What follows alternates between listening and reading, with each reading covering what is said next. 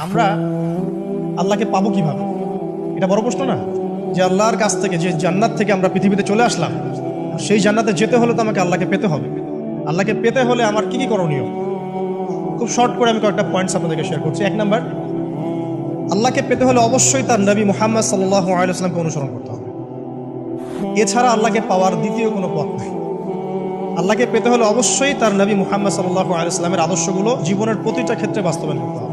চলাফেরা, ওঠা বসা, খাওয়া দাওয়া, ইস্তেঞ্জা করা, মুআমেলাত, ব্যবসা বাণিজ্য, অর্থনীতি, সমাজ, রাষ্ট্র, সব ক্ষেত্রে আপনাকে মুহাম্মদ সাল্লাল্লাহু আলাইহি ওয়াসাল্লামের তরিকা, আদর্শটাকে ফলো করতে হবে। তাহলে আপনি আল্লাহকে পাবেন ইনশাআল্লাহ। যে ব্যক্তি আল্লাহকে পেয়েছে সে দুনিয়াও পেয়েছে, আখিরাতও পেয়েছে। যে আল্লাহকে পায় নাই, দুনিয়াও বরবাদ, আখিরাতও বরবাদ। 1 নাম্বার তাহলে কি কাজ? আল্লাহ পাকের সর্বশেষ নবী মুহাম্মদ সাল্লাল্লাহু আলাইহি ওয়াসাল্লামকে অনুসরণ করা, তার আদর্শ মেনে চলা, 1 নাম্বার। 2 নাম্বার হচ্ছে 5 ওয়াক্ত নামাজ। আল্লাহকে পেতে হলে নামাজ লাগবে। নামাজ নাই, আল্লাহ নাই।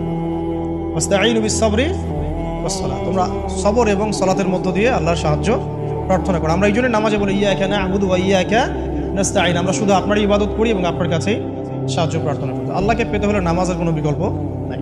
যে ব্যক্তি নামাজ পড়ে না, আল্লাহর সাথে তার কোনো সম্পর্ক নেই, নো কানেকশন। আপনি যে কোনো কিছু চাচ্ছেন, সেজদায় পড়ে আল্লাহর সামনে আত্মসমর্পণ করেই চাইতে হবে। ওয়াসজুদ ওয়াক্তারিব, আল্লাহ পাক কি বলেছেন? সেজদা করো, নিকটবর্তী হও।